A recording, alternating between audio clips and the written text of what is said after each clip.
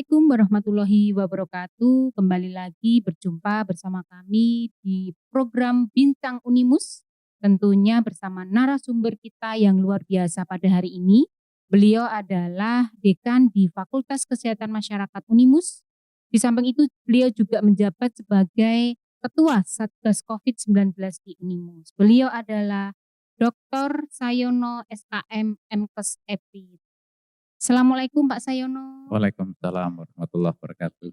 Oke Pak Sayono, di FKM ini salah satu fakultas di Unimus ya. Bisa dijelaskan lebih lanjut perkembangan dari fakultas ini dari dulu berdiri sampai sekarang Pak Sayono. Kemudian ada peminatan apa saja di FKM ini? FKM Unimus merupakan salah satu dari fakultas 5 fakultas yang berdiri sejak awal berdirinya Universitas Muhammadiyah Semarang. Jadi kalau ditanya miladnya FKM kapan, ya sama dengan miladnya Unimus, yaitu 4 Agustus 1499 ya. Hingga sekarang sudah berusia 22 tahun dan alhamdulillah di usia yang ke-21 tahun kemarin sudah berhasil meraih akreditasi A untuk program studi kesehatan masyarakat. Setelah 3 periode akreditasi itu berjuang untuk meraih peringkat yang sebaik-baiknya ya. Dengan akreditasi ini alhamdulillah berdampak panjang, berdampak banyak dan berdampak besar ya. Terutama pada mahasiswa ya. Dengan akreditasi A, mahasiswa baru tahun terakhir ini meningkat 2 kali lipat daripada sebelumnya ya. Ketika sebelum-sebelumnya itu stabil pada kisaran 90-100, maka pada tahun terakhir ini mencapai lebih dari 200. Jika dibandingkan dengan mahasiswa tahun-tahun kemarin, sekarang itu mahasiswa di FKM itu cukup banyak. Jadi peningkatannya itu cukup signifikan Pak Sayono. Ini berarti animo masyarakat untuk mendaftar di Fakultas Kesehatan Masyarakat itu cukup tinggi Pak Sayono. Mungkin bisa dijelaskan lebih lanjut Pak Sayono? Ya, kami mengembangkan suatu program yang memiliki keunikan yang berbeda dengan ratusan program studi kesehatan masyarakat di Indonesia. Ini adalah cara kami untuk bisa mengisi relung-relung yang spesifik yang berbeda dengan orang lain sehingga kami bisa eksis dan terus berkembang. Apa keunikan itu? Selain kami mengembangkan keilmuan maupun kompetensi berdasarkan visi Unimus, yaitu berbasis teknologi, berwawasan internasional, berdasarkan nilai-nilai Islam ya, unggul, berbasis teknologi, berwawasan nilai-nilai Islam dan berwawasan internasional ya. Intinya keempat poin itu kami juga ingin menjadi kalau di program studi menjadi program studi yang kesehatan masyarakat yang unggul dengan penekanan pada promosi, prevensi dan pengendalian penyakit tropik. Ini yang tidak ada di ratusan program studi lainnya. Nah, keunggulan ini kami terjemahkan ke dalam berbagai aspek. Yang pertama adalah pembelajaran. Memang dirancang untuk menuju ke sana. Kemudian basis teknologi itu menyerap teknologi informasi dan komunikasi dan baik itu untuk mengembangkan pembelajaran, mengisi substansi maupun meng-create teknologi terapan yang baru di dalam layanan kesehatan masyarakat. Kemudian kenapa substansinya adalah penyakit tropik? Daerah tropik itu adalah daerah yang terluas di permukaan bumi yang memiliki permasalahan kesehatan yang sangat kompleks. Dengan menguasai permasalahan di daerah tropis, maka lulusan akan siap untuk berada di daerah-daerah lain selain di Indonesia untuk menyelesaikan persoalan-persoalan kesehatan di antara mereka. Kemudian promosi prevensi ini karena memang Kesmas itu sifatnya promotif preventif ya. Kemudian daripada kuratif dan rehabilitatif itu lebih menekankan pada aspek promotif dan preventif. Oleh karena itu ya di situ adalah untuk S1 menguasai teknis-teknis promosi kesehatan untuk penyakit tropik, untuk persoalan kesehatan di daerah tropis. Kemudian prevensi, melakukan berbagai upaya untuk melakukan pengendalian, mempelajari cara-cara pengendalian, menerapkan cara-cara pengendalian maupun mengembangkan teknologi-teknologi untuk pengendalian. Nah, kami bercita-cita pada eh, periode beberapa tahun ke depan ini sampai 2030 bercita-cita untuk mengembangkan teknologi-teknologi kesehatan masyarakat yang bersifat terapan sehingga bisa diaplikasikan langsung kepada masyarakat, baik masyarakat di perkotaan maupun pedesaan yang semuanya bisa menjangkau.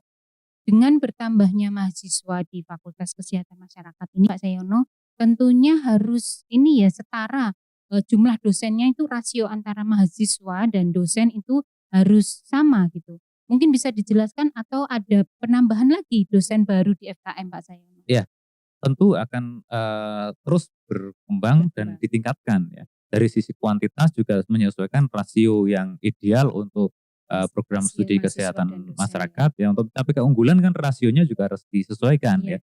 Kemudian yang kedua kompetensi dan kepakaran dosen juga kemampuannya juga harus dikembangkan ya.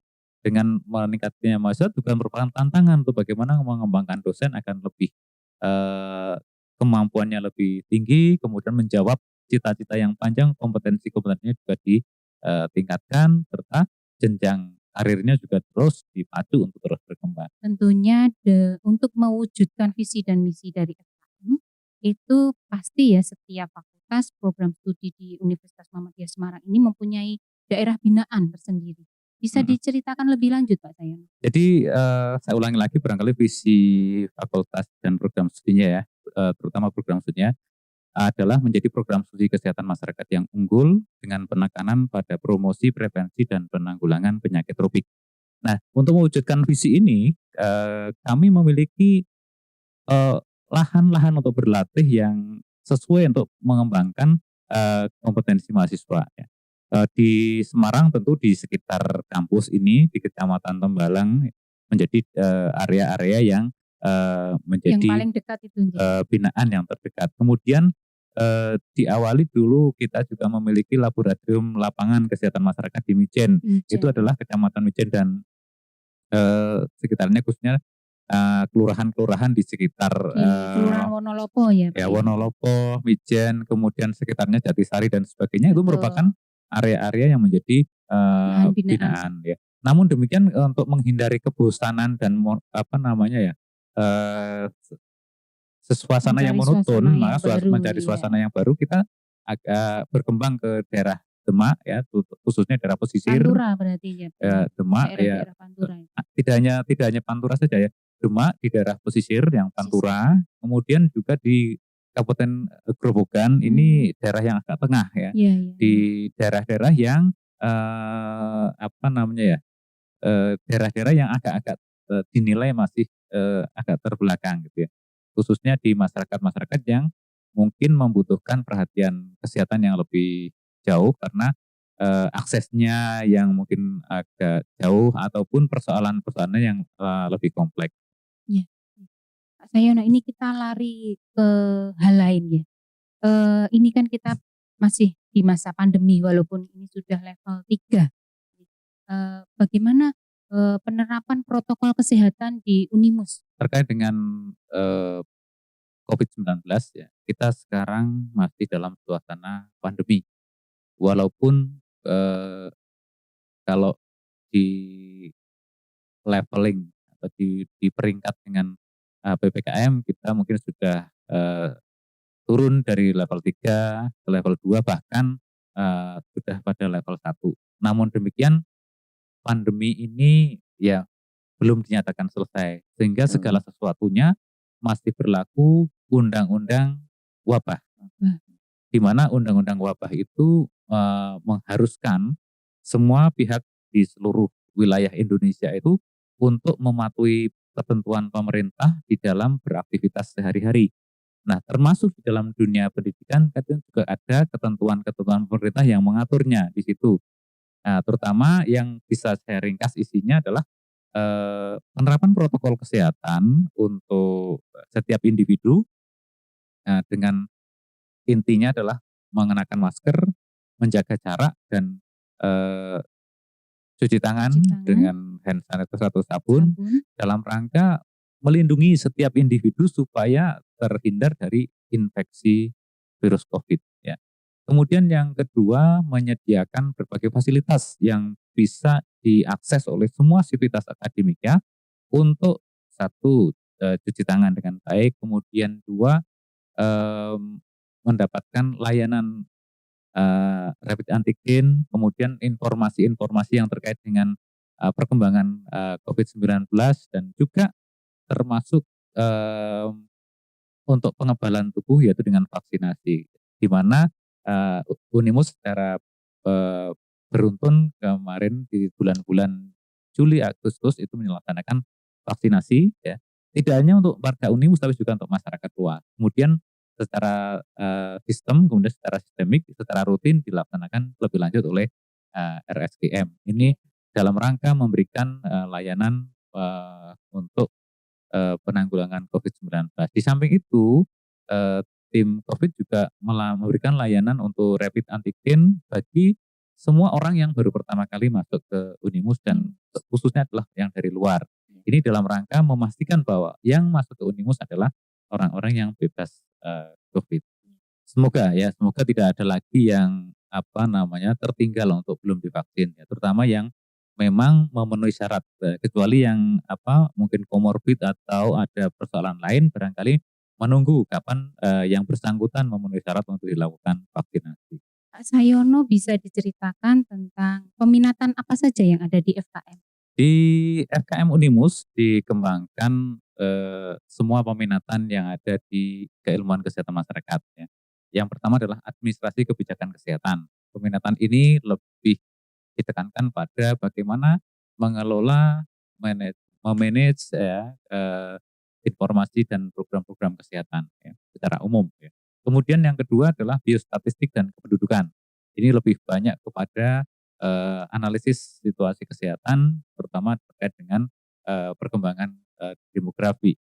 Kemudian yang ketiga epidemiologi, ditekankan pada, eee, pencegahan dan pengendalian penyakit maupun penyelidikan penyakit dan, KLB dan wabah, serta program-program pengendalian penyakit menular dan tidak menular.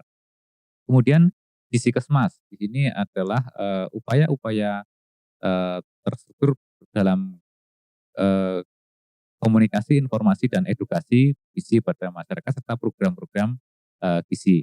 Nah, namun demikian karena di Unimus ini juga ada, S1 dan D3 gizi, maka, gizi kesmasnya tidak dikembangkan lebih lanjut walaupun sebetulnya siap untuk dilakukan ya. Kemudian yang kelima adalah kesehatan lingkungan. Kesehatan lingkungan ini ditekankan pada, lingkungan perkotaan, eee, khususnya hygiene, sanitasi, kemudian penataan lingkungan pemukiman dan khususnya pengendalian penyakit berbasis lingkungan. Yang keenam adalah kesehatan reproduksi yang ditekankan pada bagaimana, mengembangkan program-program, yang mendukung kepada reproduksi sehat dan, pengelolaan, eee, apa namanya, kesehatan pada penduduk kaitkan dengan aspek-aspek reproduksi, terutama pada masyarakat yang berkebutuhan khusus, pada lansia dan, remaja. Kemudian yang ketujuh adalah keselamatan dan kesehatan kerja. Ini, merupakan, peminatan yang paling favorit saat ini, di mana, eee, mahasiswa diarahkan untuk memiliki kompetensi untuk masuk ke dalam, dunia perusahaan, industri, Perusahaan. dan sebagainya. Walaupun tidak sebatas itu, di dalam mengelola manajemen K3 maupun nanti ada aspek-aspek khusus, seperti, eee, apa namanya, kebakaran dan juga, penyakit akibat kerja. Yang terakhir adalah promosi kesehatan. Ini adalah peminatan yang paling luas cakupannya, di mana bisa menjangkau semua bidang, kehidupan kita yang membutuhkan edukasi dan literasi kesehatan. Baik, tentunya dengan banyaknya peminatan yang ada di FKM ini, begitu juga dengan banyaknya mahasiswa yang sekarang, dipunyai oleh FKM tentunya, eee, harus ada sarpras yang mendukung dalam hal itu, Pak Betul Sayono. sekali. Nah, bisa diceritakan apakah memadai dengan jumlah, mahasiswa yang sekarang ada di FKM? Ya. Bagaimana sarana dan prasarannya di sana? Baik, sarana pembelajaran baik kelas maupun laboratorium kami upayakan untuk semakin ditingkatkan kuantitas dan kualitasnya. Seiring dengan itu, kami tentu harus bisa mengoptimalkan sarana dan prasarana yang ada dan yang kami miliki untuk menunjang untuk mencapai kompetensi yang diharapkan. Jadi baik di ruangan kelas, ya kami usahakan jumlah kelas yang ada dimanfaatkan untuk sebaik-baiknya dengan berbagai pengaturan jadwal, kemudian juga yang sangat penting adalah laboratorium. Laboratorium ini kami upayakan untuk memenuhi syarat laboratorium Kesmas yang distandarkan oleh WHO. Jadi berbagai prioritas penyakit dan upaya-upaya kesehatan didukung dengan sarana laboratorium yang memenuhi standar minimal untuk bisa menunjang kompetensi mahasiswa untuk mencapai kemampuan di dalam mempersiapkan diri menjadi tenaga-tenaga kesehatan masyarakat. Oke, Pak Sayono, ini kita akan mengenal lebih jauh ya sosok beliau dekan kita, dekan FKM kita. Saya berasal dari masyarakat pedesaan di Kabupaten Purworejo. Purworejo kayaknya sudah nggak desa lagi itu Pak, sudah kota itu Pak. Iya, kalau Purworejonya ya saya 22 kilometer dari pusat kota Purworejo ke arah barat laut ya. Jadi mendekati perbatasan Kebumen di daerah dataran yang paling akhir karena belakang rumah saya sudah perbukitan Bukit Menoreh ya. Saya katanya bapak saya itu saya lahir di hari Selasa tanggal 17 November 1971 ya. Ini kalau nanya apa? Bulannya sama saya ini, sama-sama Novembernya ini. Kalau nanya hari-hari berarti nanti kado ulang tahunnya harus diulang tahun ya. nih. Catat ini ya tim. Ya. Kemudian dari SD sampai SMA saya bersekolah di Purworejo. SD-nya di desa saya, Desa Samping, Kecamatan Kemiri, Kabupaten Purworejo. Alhamdulillah ya di kelas 1 sampai kelas 6 ini dapat ranking terus Pak Sayono ya. Belum ada yang mengalahkan saya sampai lulus gitu. Kemudian SMP-nya di SMP Negeri Kemiri ya. Dari anak desa di agak pedalaman gitu ya. Kemudian masuk ke sekolah di kecamatan ya agak terkepor-kepor juga walaupun masih termasuk ke 2 besar di antara 200 siswa ya. Kemudian SMA-nya di SMA Negeri Kutarjo. Dulu SMA Negeri Kutarjo itu posisi nomor 2 setelah SMA Negeri Purworejo. Sekarang namanya sudah berbeda, SMA Negeri berapa Purworejo gitu. Tapi ketika saya sekolah namanya SMA Negeri Kutarjo. Kemudian saya menamatkan sekolah SMA itu tahun 91 ya. Sebelum saya bercerita tentang perkuliahan mungkin sedikit saya gambarkan bagaimana kiprah saya selama jadi siswa SD, SMP maupun SMA. Ya. Di SD saya sering diminta untuk memimpin lomba senam. Kalau senam pagi Indonesia itu ya paling nggak di emperan. Jadi bakat pemimpin sudah ada ini ya. Berada di emperan untuk disendirikan, yang lain itu ada di lapangan, saya di emperan. Jadi supaya kelihatan semua orang ya. Kemudian yang menjadi sangat mengesankan bagi saya itu waktu perpisahan kelas 6, saya itu dari kelas 3 naik kelas 4. Tiba-tiba guru kelas 6 itu menghampiri saya. Nah, kamu nanti mewakili siswa kelas 1 sampai kelas 5 untuk memberikan kesan pesan sambutan untuk perpisahan kelas 6. Yang saat itu ya saya dari baru kelas 3 naik kelas 4 itu yang membuat orang-orang tua yang menghadiri pertemuan itu ya menjadi ya dalam tanda petik terkagum-kagum ke sopo gitu ya. Nah, kemudian di SD ya saya rajin untuk pramuka dan PMR dan beberapa kali ikut lomba cerdas cermat mewakili sekolah, dan yang terakhir mungkin, lomba siswa teladan ya, di mana saya diminta membawakan, beberapa, eee, kompetensi selain akademik, juga menulis, seni, terutama adalah, nembang Jowo sama, eee, kreasi keterampilan untuk, prakarya. Nah, kemudian di SMP saya lebih konsentrasi pada PMR dan pramuka, karena saya menjadi, eee, salah satu dewan penggalang ya, selama kelas 2 sampai kelas 3, hingga angkatan-angkatannya mungkin ya cukup cukup, mengenal saya. Kemudian, di SMA saya menjadi, dewan penegak selama 2 tahun, kelas 2 dan kelas 3. Asik. Dan juga tetap berkonsentrasi pada, PMR gitu. Nih, ternyata bakat beliau dari SD sampai sekarang itu sudah ada ya.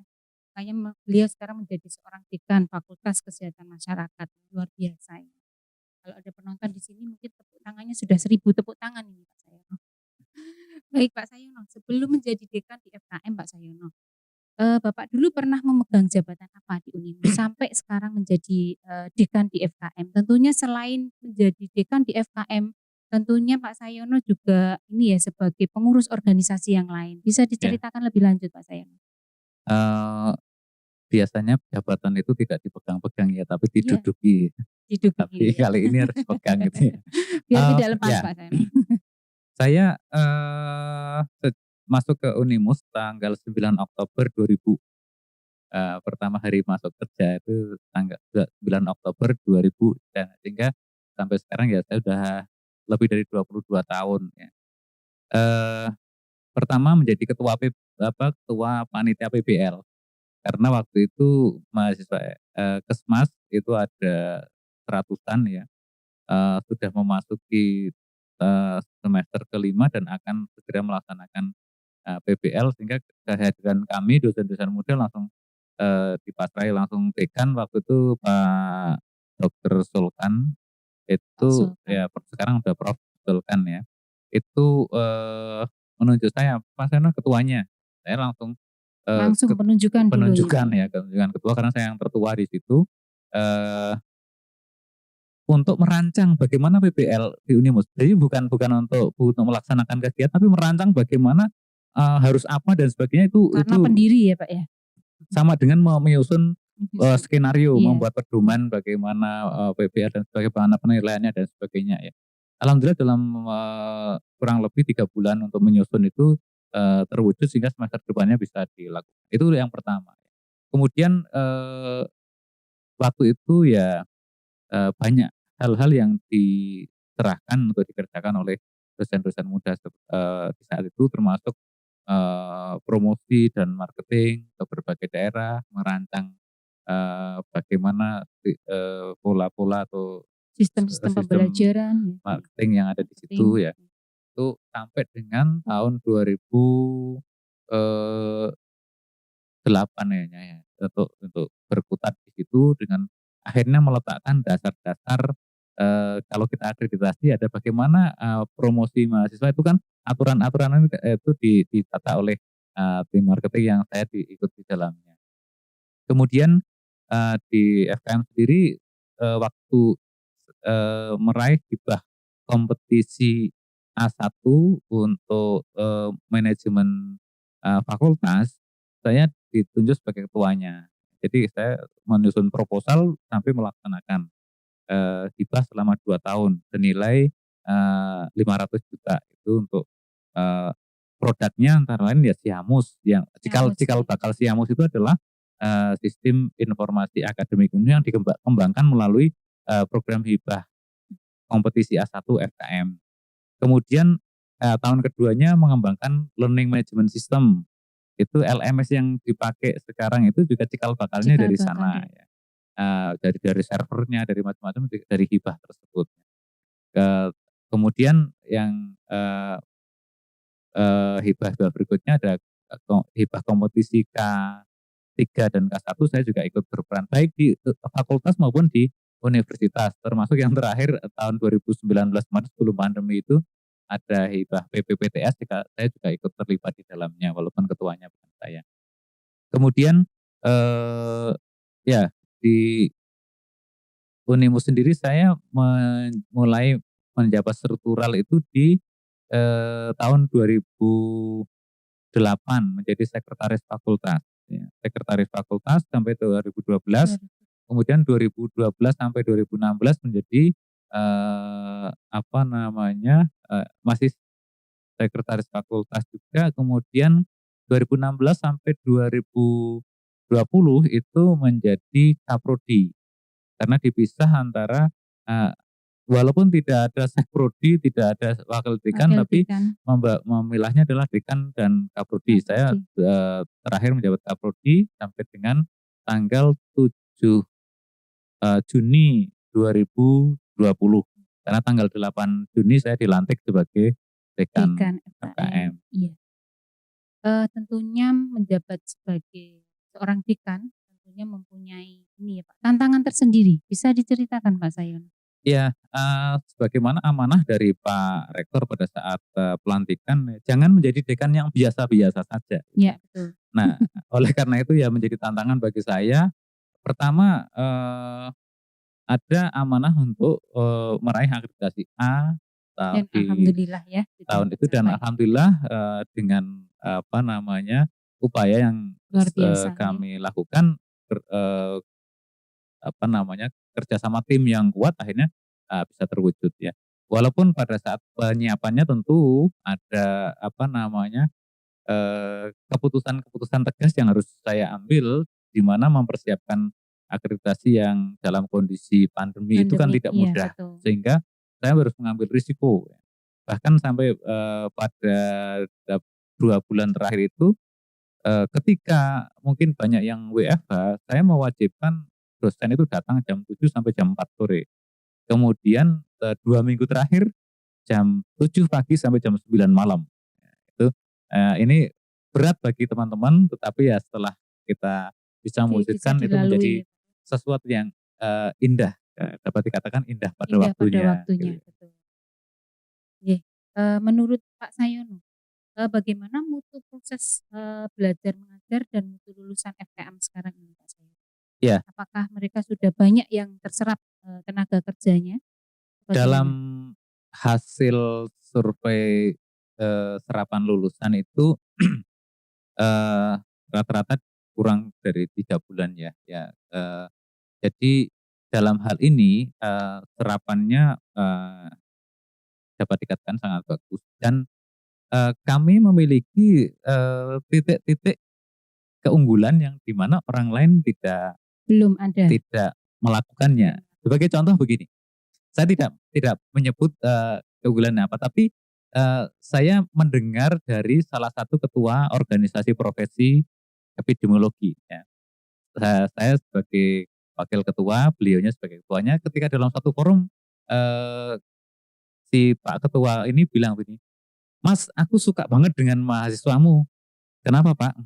"Tak kasih ini Mas, tolong buatkan mapping untuk penyakit, untuk kejadian penyakit di berbagai kabupaten di Provinsi Jawa Tengah. Tolong kalau sudah selesai buatkan saya." Pokoknya dibuatkan mapping. Lah saya terpesona Mas, karena dalam waktu 2 jam langsung nyerahkan, "Ini Pak kayak gini cukup apa belum?" Itu yang tidak dimiliki oleh program mahasiswa magang yang lainnya.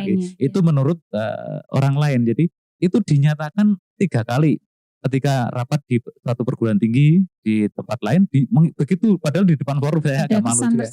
Ada kesan yang bagus. Kemudian ketika kami undang untuk lokakarya kurikulum juga pada saat kesempatan lain ada rapat juga seperti itu. Nah, ini saya mau ngambil kesimpulan bahwa apa yang kami lakukan memberikan kesan yang baik bagi para pegawai, para ahli kesehatan masyarakat di tataran birokrasi. Yang kedua, saya sampai hari ini itu mendapatkan WA balasan dari pemberitahuan dari para lulusan.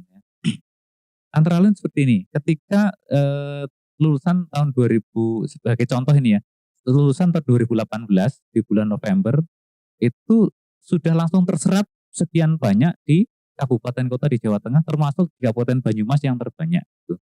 Nah, salah satu WA dari salah satu alumni yang di sana mengatakan begini, screenshot WA-nya dikirimkan ke saya. Kalau tahu ada SKM itu semuanya menjadi beres seperti ini, kita eh, kenapa tidak terima SKM dari kemarin dulu? Itu dari salah satu kepala puskesmas. Nah, kebetulan SKM yang ada di sana itu dapat dikatakan merantasi gawe di dalam mengelola program-program ke lapangan, pengelolaan data, dan juga dipersiapkan untuk ikut ini lomba layanan publik terbaik tingkat nasional yang diselenggarakan oleh Kemenpan. Itu yang di negeri. Yang di swasta baru-baru ini saya mendapatkan informasi dari salah seorang alumni di Gresik. Dia intinya adalah terima kasih sekali ya Pak, saya sudah digembleng selama ini sehingga dalam karir saya di rumah sakit swasta internasional itu dipercaya untuk nego dengan rekan-rekan dengan mitra-mitra rumah sakit dan berhasil deal dengan kerjasama dengan dana-dana yang besar. Ini semuanya berkat cara berpikir yang Bapak kembangkan di lingkungan FM sehingga kami bisa melakukan seperti ini. Ini adalah pengakuan-pengakuan yang mereka sampaikan kepada saya. Jadi itu menjadi sebuah komitmen bagi kami untuk membuat keunggulan-keunggulan yang lain yang orang lain itu tidak melakukannya. Mungkin tidak perlu saya ceritakan di sini, tetapi kami punya dalam katakan ada resep rahasia yang kami buat sehingga hasilnya menjadi seperti itu. Namanya resep rahasia itu ya nggak boleh diflorkan ya Pak ya, nanti ditiru dengan yang lain. Ya sebetulnya sih hanya kreativitas saja lah, bukan sebuah sesuatu yang bikin penasaran banget ya. Sebenarnya kreativitas kita untuk seperti itu. Iya ini Pak. Baik Pak Sayono, tentunya dengan prestasi-prestasi yang sudah dimiliki oleh FKM saat ini, tentunya memicu semangat untuk FKM. Bagaimana caranya untuk meningkatkan program-program selanjutnya agar capaian mahasiswa ini agar lebih banyak lagi Pak Sayono. Tentunya program apa saja yang mungkin kedepannya itu akan perlu ditingkatkan lagi? Ya, pertama adalah meningkatkan tata kelola yang efektif efisien sehingga seluruh sumber daya yang dimiliki bisa dimanfaatkan untuk sebesar-besarnya untuk meningkatkan kualitas penelitian terutama untuk menghasilkan luaran bagi dosen dan mahasiswa ini kami terus kejar walaupun saat ini kami tidak dalam kondisi yang walaupun pada saat ini kami sudah pada kondisi yang baik, tetapi kami masih terus mengejar supaya luaran-luaran penelitian ini menjadi sebuah tambahan ilmu dan teknologi yang bisa diandalkan oleh para lulusan untuk bisa tampil di masyarakat dengan sebaik-baiknya. Kemudian yang kedua pengembangan laboratorium. Ini tidak hanya untuk laboratorium pendidikan, tetapi kami ingin mengembangkan laboratorium pelayanan dan pengujian serta riset ya, sehingga ini akan menopang dari upaya mewujudkan visi misi yaitu khususnya adalah pengembangan promosi prevensi dan penanggulangan penyakit tropik ya. Cita-cita saya pada beberapa tahun ke depan adalah mulai dihasilkan teknologi terapan kesehatan masyarakat sehingga laboratorium itu sangat-sangat penting. Baik laboratorium di dalam gedung maupun laboratorium lapangan. Kita memiliki potensi yang besar di Indonesia baik sumber daya alam maupun lingkungan. Lingkungan kita adalah laboratorium kesmas yang sangat kompleks. Orang lain dari Inggris belajar ke Indonesia ke daerah tropis. Kita di daerah tropis sudah merupakan laboratorium alam yang luar biasa sehingga perlu kita manfaatkan situasi lingkungan alam kita itu untuk belajar yang sebaik-baiknya. Dan di samping laboratorium di dalam gedung yang memang untuk secara khusus mengembangkan riset-riset dan teknologi yang bersifat laboratorik gitu ya. mungkin ada pesan-pesan atau hal-hal yang ingin Bapak sampaikan untuk kemajuan FKM tentunya, khususnya kemudian pada umumnya di Universitas Muhammadiyah Semarang. Untuk mewujudkan kemajuan Fakultas Kesehatan Masyarakat khususnya, kami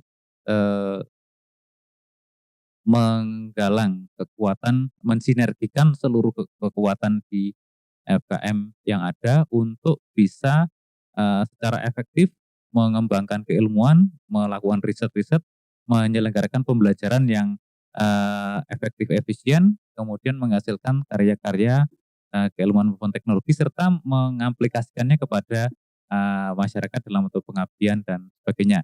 Kemudian secara khusus ide-ide kreatif untuk menyesuaikan situasi perkembangan situasi dan khususnya keilmuan teknologi ya, perkembangan teknologi yang ada ini harus betul-betul bisa diadaptasi oleh segenap sivitas akademika FKM khususnya di antara para dosen dan para pengelola di internal ya, untuk bisa menopang pelayanan pembelajaran, pelayanan pendidikan dan juga memberikan warna di dalam substansi keilmuan maupun menjadi bahan untuk pengembangan teknologi yang baru. Jadi inilah yang kami kembangkan untuk menuju FKM yang lebih unggul di masa yang akan datang. Baik Pak Sayono, terima kasih untuk kedatangannya sebagai narasumber yang menginspirasi pada program Bincang Unimus kali ini. Insya Allah kita akan bertemu lagi di program-program yang akan datang, tentunya di Bincang Unimus bersama kita. Baik Sobat Unimus, jangan lupa untuk like dan subscribe ya di channel YouTube kami tentunya, agar YouTube kami atau channel ini bisa berkembang dengan baik. Terima kasih untuk hari ini kita cukupkan, sampai ketemu di program kami berikutnya di Bincang Unimus. Wassalamualaikum warahmatullahi wabarakatuh.